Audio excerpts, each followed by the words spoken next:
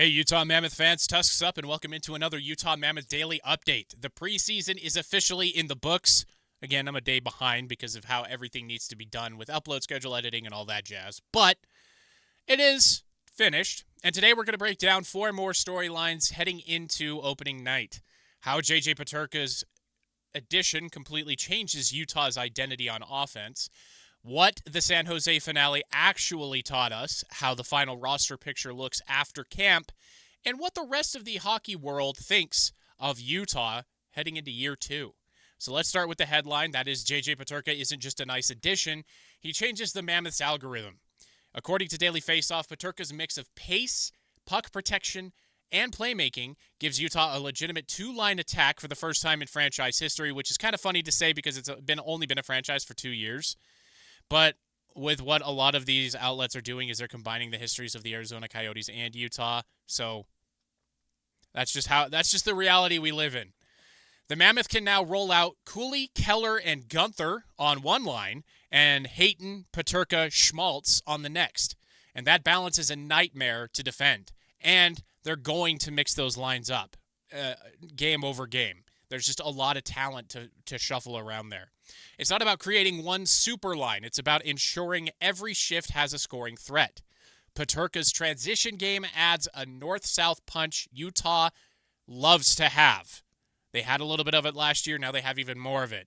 And his passing touch gives Barrett Hayton more opportunities to shoot instead of defer or just stand in front of net.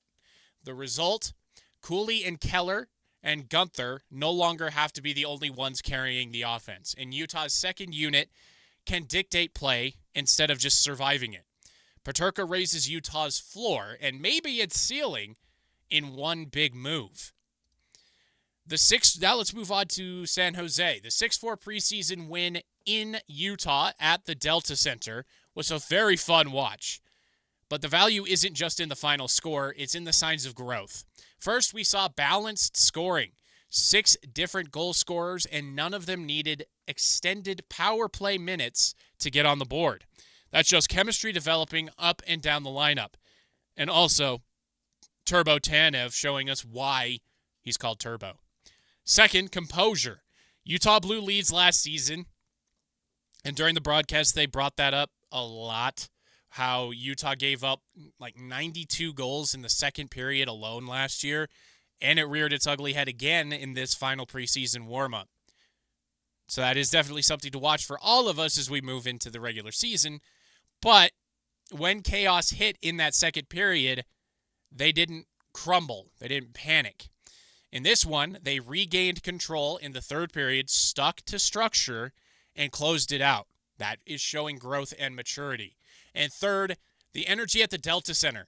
The crowd wasn't playoff loud or even regular season loud, but the buzz felt like everyone knows something special is brewing.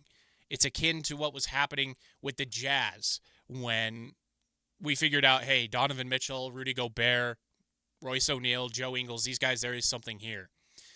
It's exactly the tone you want going into the beginning of a season. A reminder that the Mammoth can win ugly, win fast, or win on grit when they have to.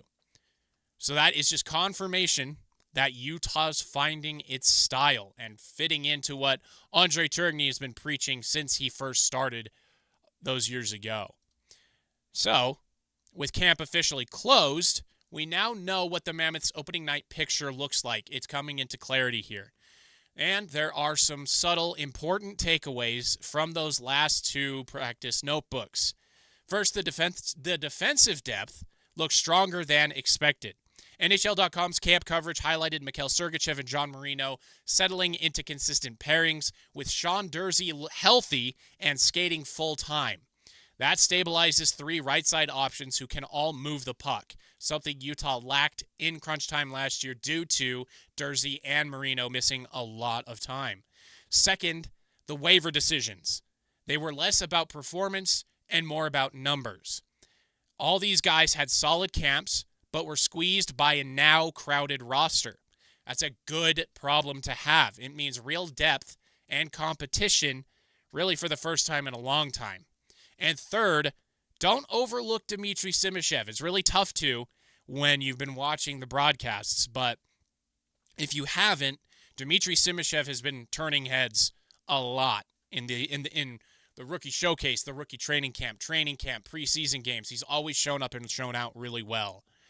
After all of that, the staff clearly sees him as a part of the near future. He's not cracking the roster just yet, I don't think, but multiple reporters mentioned his confidence, footwork, and poise as reasons he'll be the first call-up when the season starts stacking up those injuries we expect. Bottom line, camp confirmed the Mammoth have moved past filling jerseys and into fine-tuning roles and making difficult roster cuts. This is what progress looks like, and it's really exciting. Now, one of the most interesting things this week came from the Salt Lake Tribune, who asked beat writers from every NHL market what they think of the Mammoth. The overall vibe is respectful optimism. So not there yet, but getting there. Most markets from Boston to Vancouver called Utah a playoff bubble team, trending upward. They love the top six of Keller, Cooley, Gunther, Peterka, Hayton, but they're watching to see if the bottom six can sustain scoring. And I'm watching that too, and I think every Mammoth fan will be. The goaltending split between Vejmelka and Vanacek was the most mentioned question mark, but no one dismissed Utah as a fluke. Several even used phrases like dark horse playoff threat or ready to make noise in the Central, which, as we all know, is the toughest division in hockey. And maybe the most telling note, almost every writer praised ownership and Tourigny's culture. That's not about hype, that's about respect. Utah has built something real enough that 31 other fan bases now have to account for them in the playoff math. It's not going down to Arizona for a quick little break, get a gimme game, and then go on to games that matter. This team is for real, and they have to show up. For this second-year franchise, that's pretty darn big. And that is your Utah Mammoth Daily for today.